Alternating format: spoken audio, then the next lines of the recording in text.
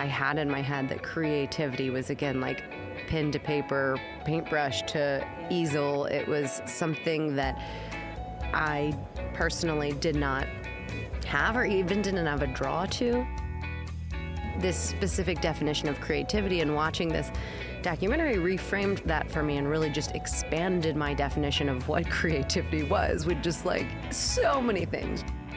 There was lots of apprehension because I had never put anything in the world that I had created before in this way, so publicly. And it also, you feel quite vulnerable. I guess I'll do a little name dropping as well, following suit from you. Yeah, so Hillary Clinton and Cherie Blair were on my podcast. Hi, I'm Claire, founder of Creativity Found, a community for creative learners and educators, connecting adults who want to find a creative outlet with the artists and crafters who can help them do so, with workshops, courses, online events and kits. For this podcast, I chat with people who have found or refound their creativity as adults. We'll explore their childhood experiences of the arts, discuss how they came to the artistic practices they now love, and consider the barriers they may have experienced between the two. We'll also explore what it is that people value and gain from their newfound artistic pursuits, and how their creative lives enrich their practical, necessary, everyday lives. I got a little bit of an introduction, and also I'll breathe over here. I'm In the meantime, it picks up everything. When I've got two tracks, I can edit us separately. I prefer to do it that way, and I don't mind. I might keep some of the backstage stuff in and stuff in this one, depending what it's like. But I'll do all that in the editing. Can I? Yeah, defo. Yeah, defo. Oops. Hold on, it looks a little bit clear. Maybe that's just the lighting. Amazing. Okay, that was our little selfie there. Yeah. Okay. All right. Right, okay, let's go. Let's get serious now. We're serious podcasters here, Anna. Yes, we are. Right, we're good at this. Okay. Hi, listeners. It's that time of year again. I am here with my guest, Anna. I'm sorry, sweetheart. How do you pronounce your surname? Stoecklein. See, I wouldn't have said that. Okay. I'm here with my guest, Anna Stoecklein, at the podcast show in London, recording in person in the Shure studio at the show. Now, podcasters love to get meta, so I have invited Anna, as a fellow podcaster, to join me today to talk about her creative blossoming and how she's been able to channel that into producing a very successful podcast. So let's begin. Hi, Anna. How are you? Hi, Claire. I am fantastic. Thank you so much for having me. What a pleasure it is to do it in this fantastic studio as well. It is such fun, isn't it? We've got all these people outside as well we can see wandering around looking official. We're like in a fishbowl. Okay, anyway, let's get into Creativity Found stuff. So you, like me, have been able to tap into your creative self through podcasting with your show, The Story of Woman. But before we get to how you started podcasting, tell me about your childhood and teenage experiences of creativity. Yeah, so I guess starting with childhood, I was a very creative child in that I was very into putting on shows, performances. I was always the one carrying around a video camera and corralling all of the neighborhood kids to join, and doing anything from commercials to movies to murder mysteries, just all kinds of things. And it was a great time, a great childhood filled with that. There was plenty of other things as well. Like, I remember even before those years, I would like do drawings and colorings, and I'd try to sell them. So there's also kind of entrepreneurial side, I think, to my creativity when I was a kid. But then, and I went to some like theater camps and was pretty into it. And then it kind of just dropped off. I took up sports more, and I think I was in a kind of environment that prioritized sports and other types of extracurriculars, if you will. And also my experience with creativity moved into the classroom, art classes and things of that nature. And my hands-on physical creativity, so with painting or whatever we would be doing in these art classes, was never my strong suit. So I started to develop this story about myself that I wasn't a creative person, actually. Yeah, it kind of dropped off, and throughout my teenage years and really all of my 20s, I would have said that I wasn't a creative person at all, kind of the opposite of how I feel now. Yeah, as you get given a kind of idea what being creative means, and we're going to come on to how that changed for you, luckily, later. Yes. You went to college after high school. Did you have subjects you were passionate about then, or a plan for a career path after college? Oh, I wish I could say I did, but no, not quite. I went to school to be a nurse, actually, and I kind of just chose that because I didn't know what else I wanted to do, and I was really into sports, as I mentioned, so I was really into anything to do with health and fitness, and I'm a very kind of caring and people person, so I like to be around people and feel like I'm doing something meaningful and giving back. So a combination of those things just led me into nursing, but I didn't really have a plan because, as we may or may not get into, within 3 years of working as a nurse in the clinical world, I kind of left that because I realized it wasn't for me. Yeah. But so I guess I had a short-term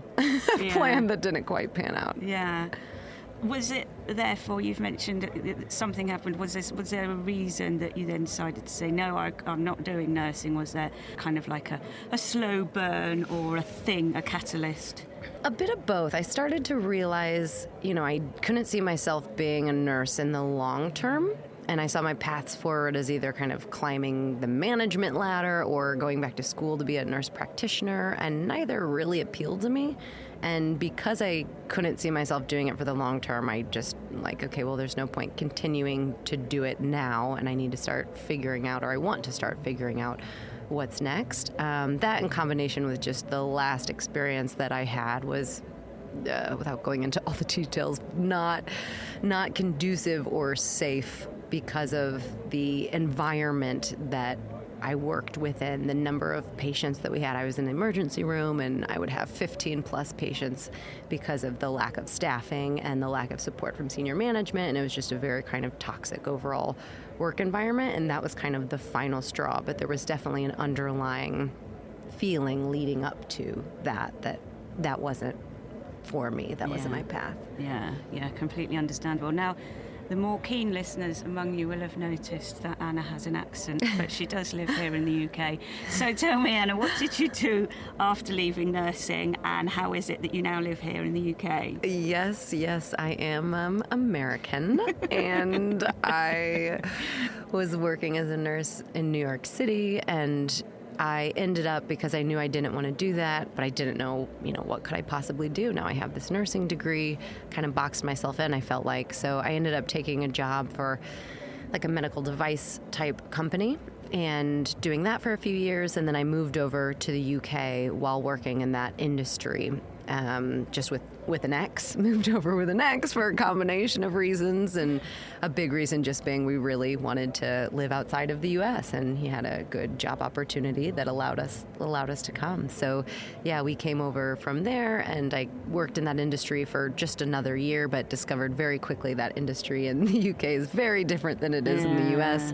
And also there still was always this feeling like this isn't for me. It was a nice transition from the clinical world into something else. Yeah, then I worked for a tech startup. I was employee number 4, so really got to see the insides of a business as it grew and developed within all the different functions of it.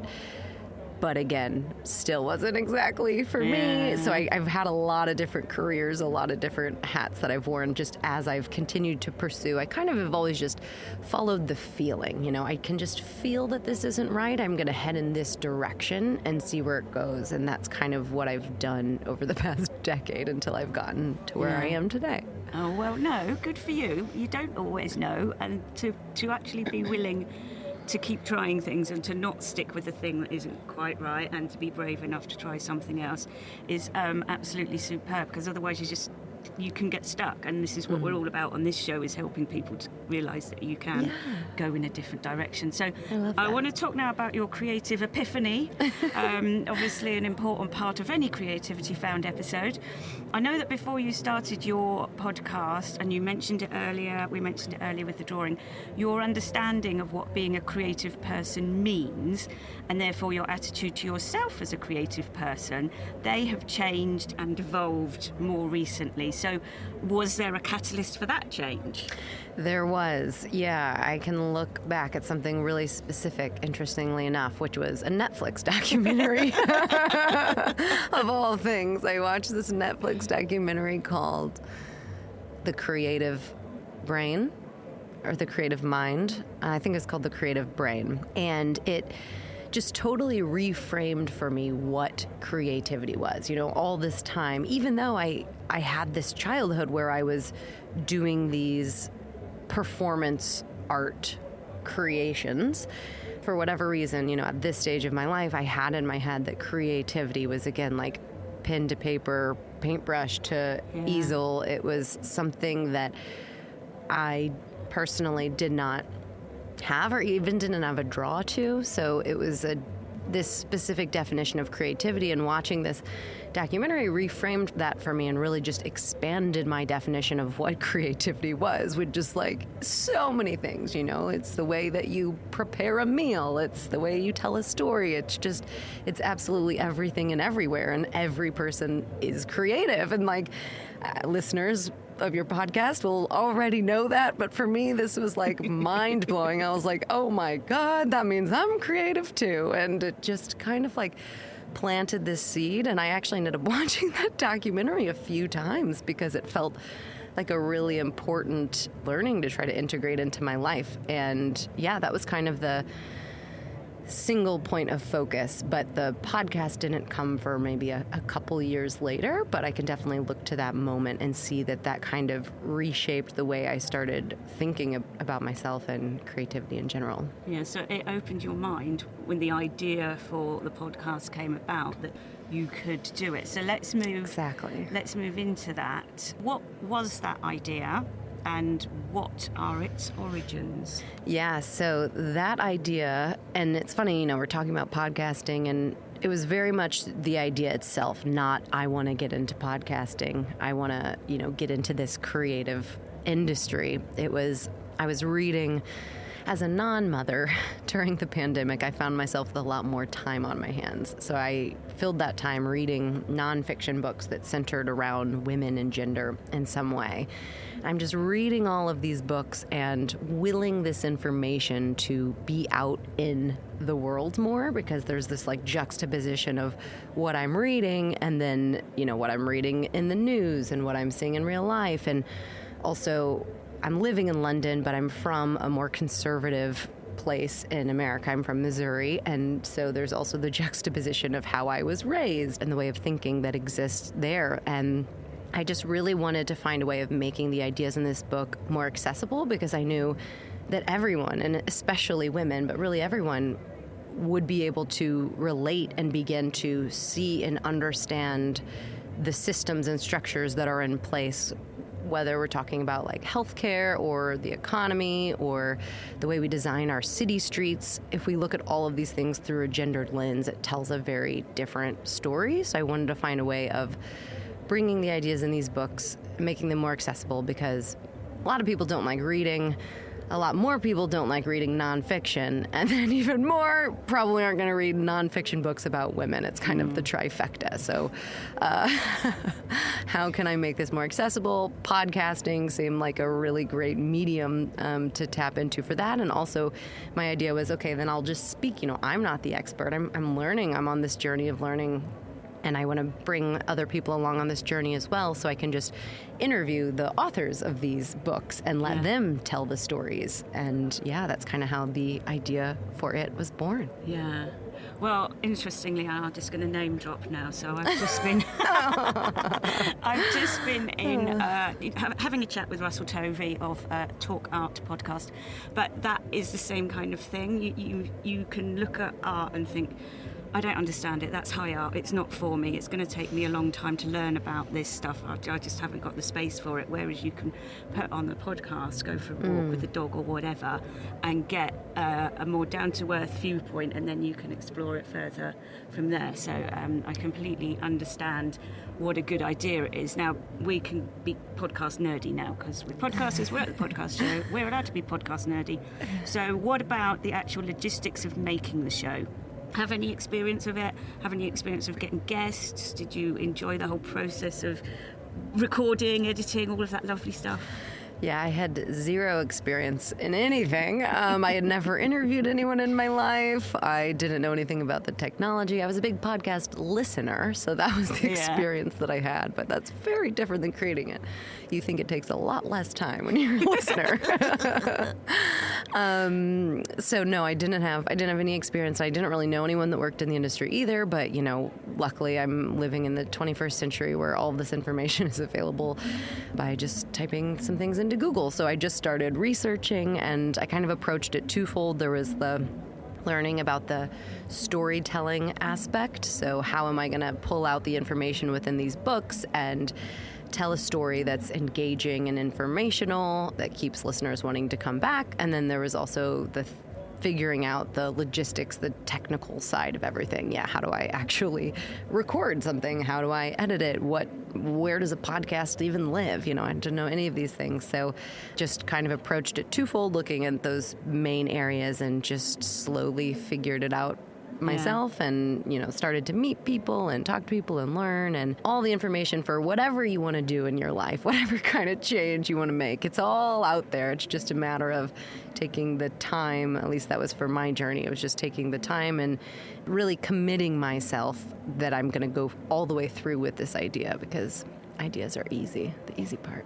Well, it's the same thing as thinking that to be a creative person, you have to be an artist, and to be an artist, you just produce something wonderful straight away. And that isn't the case. We all have to practice and learn and keep growing. So the whole creative experience is, yes, the idea, and then the learning to get it out there. Because what we see out there isn't the first draft of a book or a painting or a piece of pottery or a podcast. It's gone through lots of editing and things in the background. Yeah, that's a good point. What was the other thing I was going to say? Oh, I know. Yeah, we're on to the next bit now. Yeah. Actually, no. Claire. And how did you? How did you go about booking your guests? Yeah, I presented myself as a much bigger company. I just say company. I mean, I was one person. I tried to present myself like a company.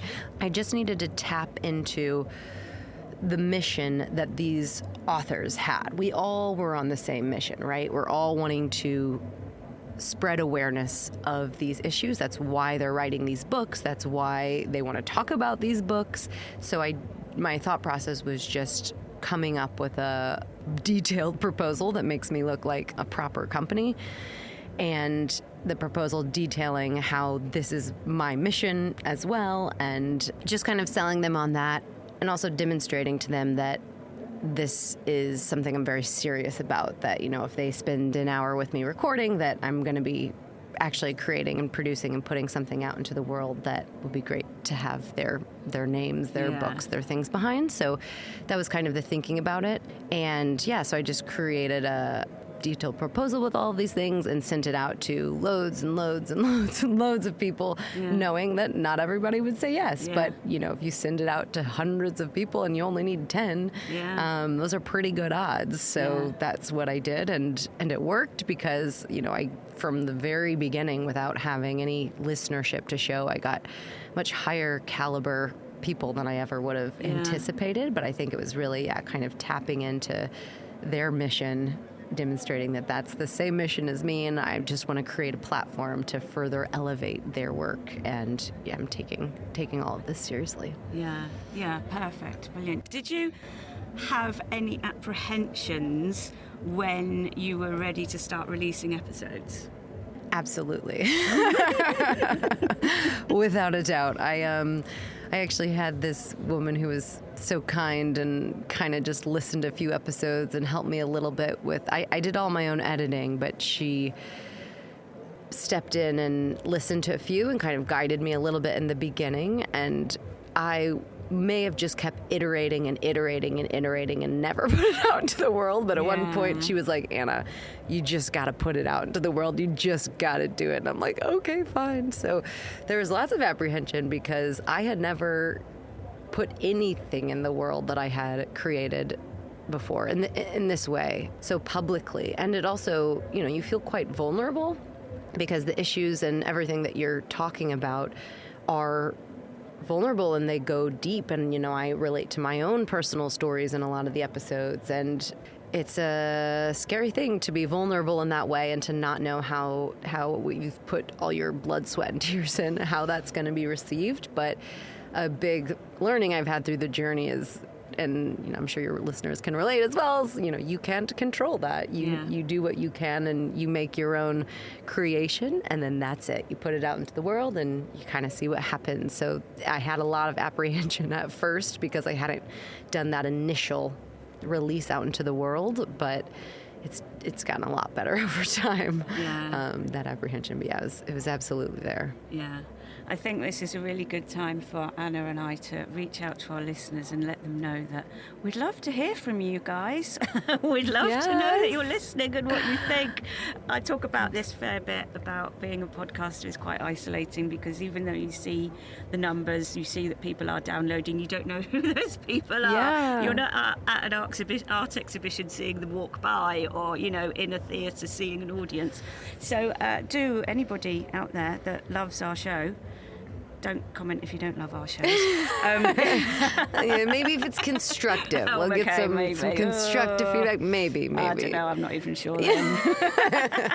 But all of our social media, we've got email addresses. There are places to... what's it called? Say nice things. Follow us. Oh. Yeah, follow us. Say nice rate things. Rate and review. Yeah, rate and review. There are places to do that on your podcast apps. Please do. We would love to talk to you. We would love to hear from you. Anyway, sorry. Back to the story of woman. With season 2, you've opened up your focus to include all kinds of female change makers. So in a way, I'm kind of seeing that as your creativity continuing to bloom. Tell me a little about that development and as well what we can expect perhaps for the future of the story of woman. Yeah, so it developed basically because I had the opportunity to interview 2 incredible women that weren't completely aligned with the first season. So I guess I'll do a little name dropping as well, following suit from you.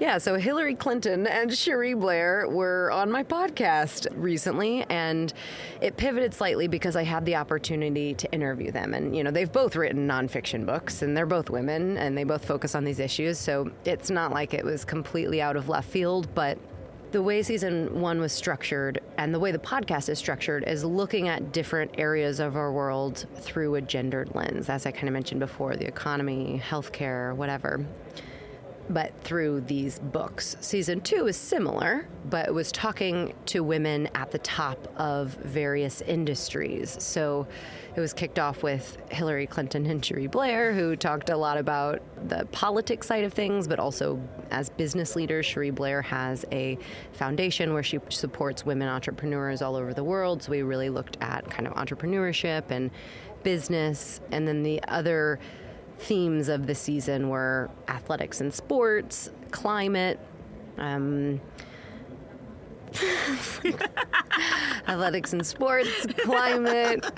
Then we did one that was the intersection of change. It was looking at talking to women at the top of their industries, looking at these different industries through a gendered lens and talking about change specifically, how women make change happen. So within these different industries, kind of where are we now? How did we get here? And what needs to happen to be able to continue changing moving forward? So, yeah, I see it as quite similar to season 1, but instead of being focused around books, it was around different industries and the way that women were driving change within them. Did I cover that? Yeah, no, definitely. No, you did. You covered it very well. Are you able I didn't talk about season 3. Okay, no, I'm going to say it now. No, I did say it first. You did. I might say it again. Okay.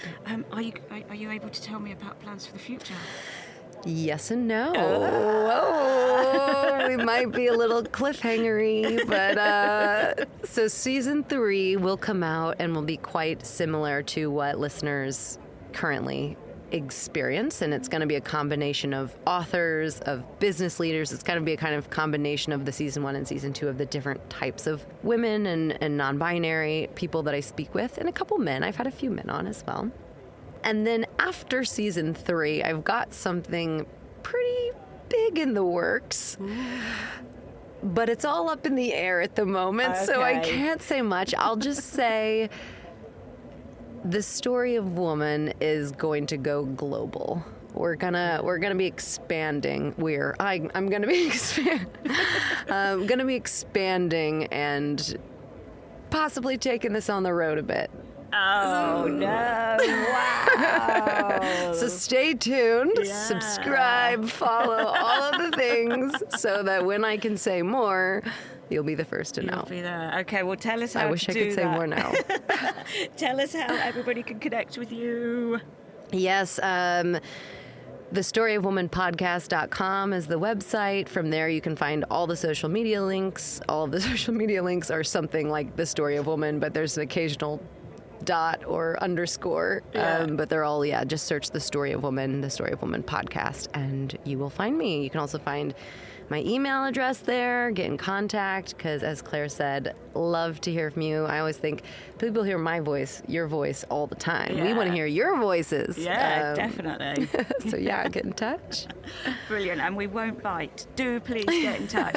Thank you so much, Anna. This has been such fun. And it's been so good to hear more about the story of woman and your tentative little cliffhangers for the future. Well, I'll keep my listeners posted when you release your wonderful news. Thank you so much. Yes, please do. Thank you, Claire. Thank you so much for having me. This was so much fun. You're welcome. So before I go, I'd just like to say thank you once more to Shaw, whose equipment I use at home and I can highly recommend. And if you would like to connect with me for any reason whatsoever, especially to say, hey, I listened to the show, it's great, for example, all of my contact details are in the show notes, so you can scroll down now on whatever app you're listening on to find out all of that info. And I will see you soon. Bye-bye. Thanks so much for listening to Creativity Found. If your podcast app has the facility, please leave a rating and review to help other people find us. On Instagram and Facebook, follow @Creativity Found Podcast, and on Pinterest, look for @CreativityFound. And finally, don't forget to check out creativityfound.co.uk, the website connecting adults who want to find a creative outlet with the artists and crafters who can help them tap into their creativity.